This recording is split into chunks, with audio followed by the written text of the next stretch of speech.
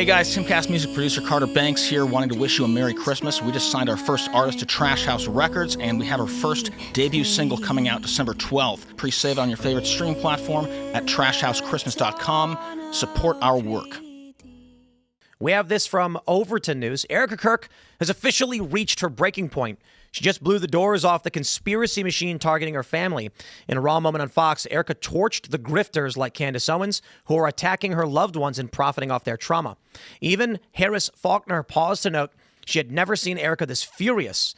Erika called it righteous anger. Here is the clip from Fox News. I don't care. Come after me. Call me names. I don't care. Call me what you want. Go down that rabbit hole. Whatever.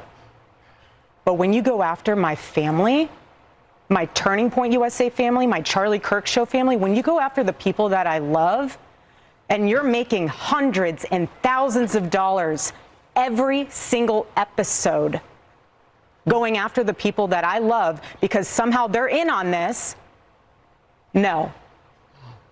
You know, I have to say it. I've never seen you like this. No, this is righteous anger because this is not okay. It's not healthy. This is a mind virus. Yes, I believe in our judicial system. I do. We have a hell of a team working on this. Excuse my French. But this is not okay. So you want to put these people back in the box where they've been creeping from? I don't care what box you're in. But just know that your words are very powerful, and we are human. My team are not machines and they're not robots. They are human. We have more death threats on our team and our side than I have ever seen. I have kidnapping threats. You name it, we have it. And my poor team is exhausted. And every time they bring this back up, what are we supposed to do? Relive that trauma all over again? They watched my husband get murdered. I have no idea how I would have reacted if I was there that day. And thank the good Lord that I did not have to see that happen. But my team, they are rocked to the core. So why every single day do they have to be dragged through the mud, analyzed, hyper-analyzed? There's only one person making hundreds of thousands of dollars per episodes, and of course that is Candace Owens, who said, quote, "It's about me." Candace Owens fires back hard as Erika Kirk asks the public to end Charlie Kirk conspiracy stories. Now, the funny thing is, Candace Owens once said that if Erika ever messaged her and asked her to stop, she would. What do you think Candace Owens said in her direct response to Erika Kirk? Do you think she said, "I'm sorry for your loss and the trauma and this is causing, I will stop"? Do you think is that what she said? No, she's probably like, "I want to know what's going on." She said, it is a positively absurd notion that you cannot critique a $150 million organization because the CEO says they are like a family and are grieving. It is the exact same emotional strategy deployed by BLM in the wake of George Floyd's death. When I called out their shady financial dealings, I rejected it then and I wholly reject it now. Sorry. I'm starting to think I have a learning disability because it's been years and I cannot learn to be like these other hypocrites in politics who can call out David Hogg and BLM for using tragedy to shut down inquiry. But now I think it's evil when it comes to Turning Point USA. I have to say, Candace, listen. In this situation, please just understand that I know asking questions can be okay, but the process is also the punishment. Asking certain questions is a punishment publicly. It's really harming some people. Well, Ian, what do you think it means if I said something like, isn't it kind of weird that Candace Owens' lawyers are in the same building as the feds? Why did Candace hire them? Why would Candace work with lawyers who are in the same building as feds? Just asking questions. What's the insinuation? That she's somehow a fed or connected to the feds. Right. But I'm just asking questions. I never said that. Exactly. Yeah, it's a So then what do you think happens when 1 million people hear that? They think Candace Owens fed. And right. Now people are losing their minds and Candace doesn't care. Well, one thing I want to hear what you guys think, but one of the things Erika did, this is why I have a lot of respect for her, is when asked, so you want them to go back into their box? You want these people to be shut up and to go away? She's like, no, that's not. She doesn't want to censor people and shut them. She just wants them to know how gruesome this is. And because if Erika said, yeah, I want them to go back into the box, you better believe the censorship complex would get behind her. She doesn't want that. But I mean, censorship is like when it comes from like the government or whatever. Like Erika Kirk is just saying, look, like have a little tact and think about the things that you're saying.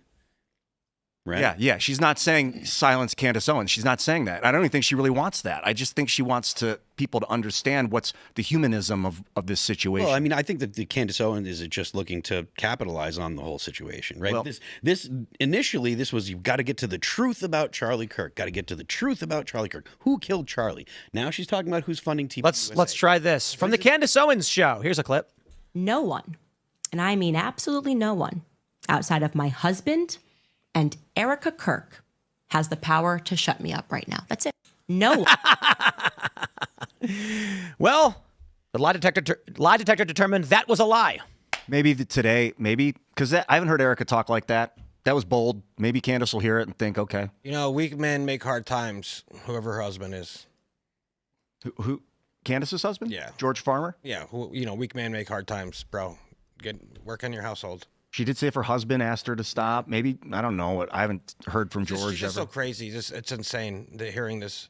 She's like, Erika tells me, be quiet, I'll be quiet. But then she keeps going off. Well, you get that autistic just genius. tired of it. It's fucking, it's like, sorry, it's just, this lady's disgusting and I don't know She why. might argue that it was September 16th and the plot thickened since then or something like that. I'm trying to work out the counter argument. You know what I mean? What is it? There is value to going like emotionlessly after an idea sometimes. But sometimes it is destructive. But again, on conspiracy theorists. That's super loud. Let's turn it down a little bit. I can turn it down right here. Here's her direct response right away. Okay, super fun show today. You're probably seeing the clips, but Erika has gone off on conspiracy theorists. Obviously, every journalist out there is emailing me because it's about me. It's indirect, but it's also about me. And don't worry, in case you think it's not about me, she is going to name check me. We know, Candace, on it's about stage with you. Barry Weiss on Saturday. How do we know? Because our mommy sleuths be everywhere. And they recorded the town hall today. And as soon as the town hall concluded, we got a flutter of emails. And what she says about the Egyptian planes, I'm sorry, not going to lie, it's a little suspicious. It's weird. It's a weird response. Everything's weird. So look, we got to go there. Was that girl? You know, from, behind the scenes, Candace was telling people that she hated Charlie. No, I didn't. Yeah.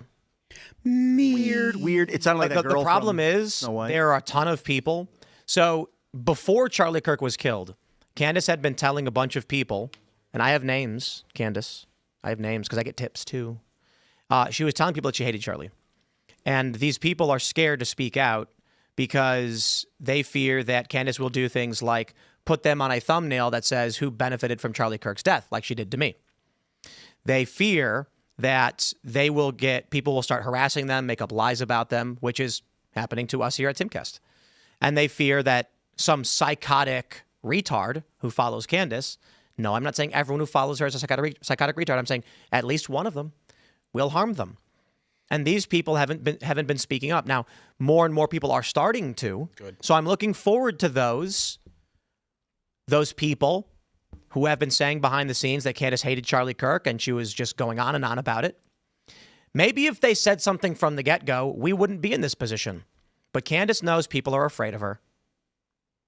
Yeah, I think if people had said something right away, someone close to her was like, "Hey, Candace, no, not now, not yet, not publicly, not publicly." You could definitely okay though. At first, she seemed like moderate. She seemed like she was asking questions, if I'm not mistaken, initially, and then within a couple weeks. She's went off the rails. I mean, maybe, the Bridget Macron stuff, I think they said that the French government was going to sue her and then tips that they were going to kill her, like assassinate her. So maybe this is for her, like anything other than that right now. Like just try and save my own skin thing.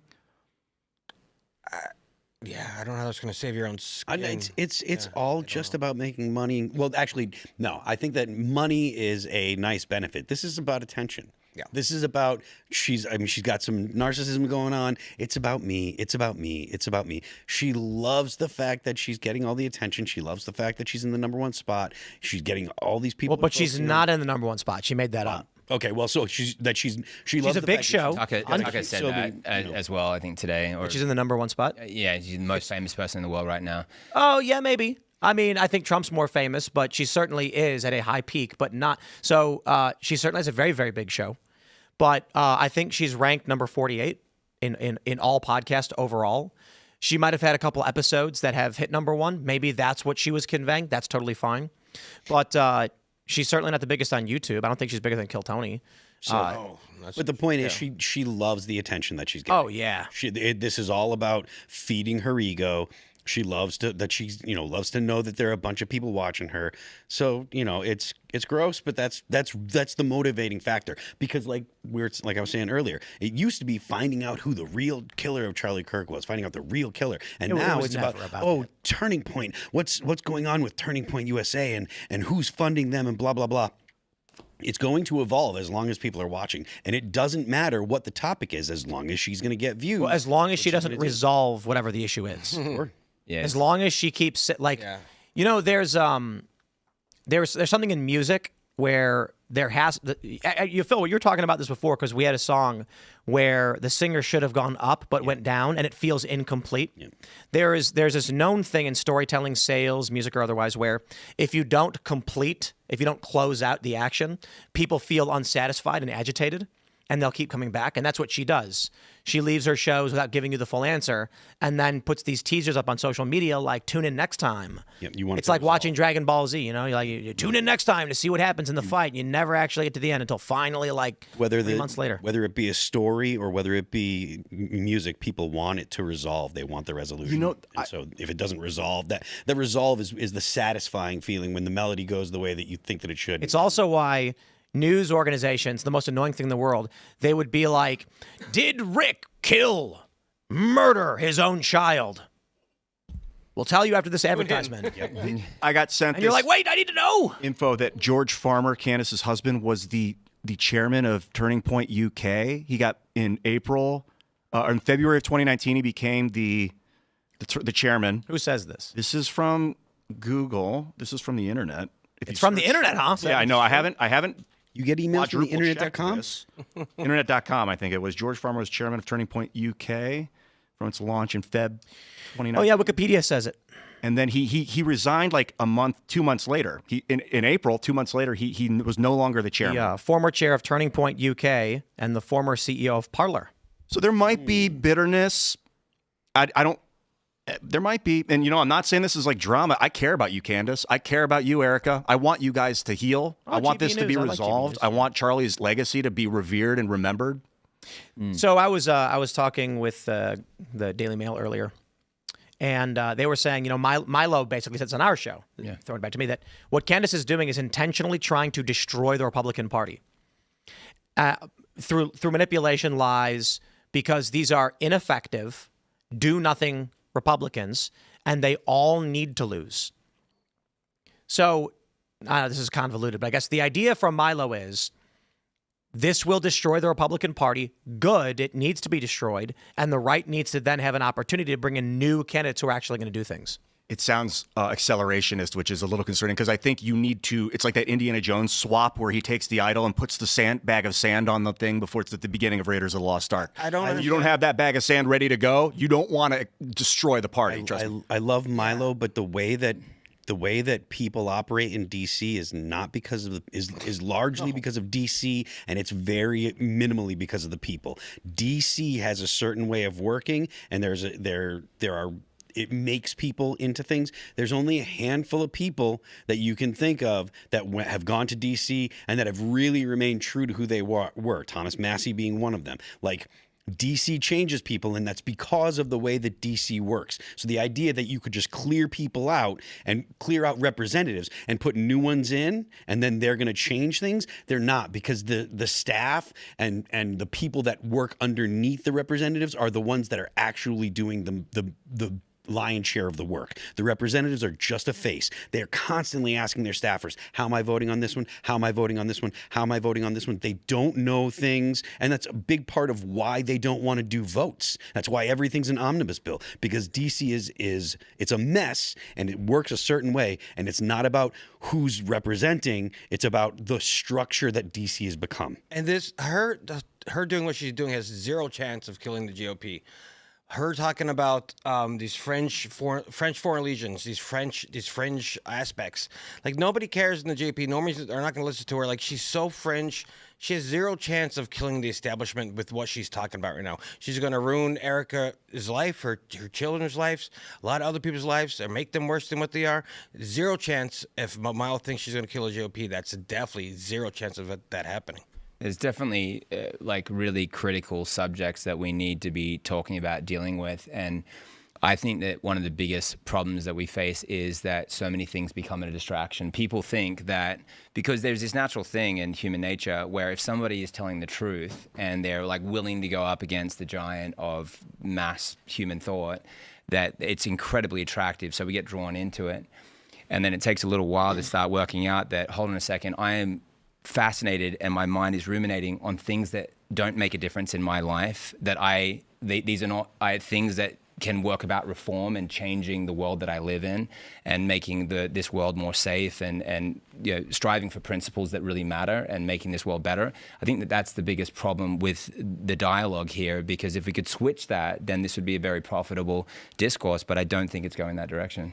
Thanks for checking out this clip from Timcast IRL. Make sure to watch the show live Monday through Friday at 8 p.m. Subscribe to this channel, and we will see you all there.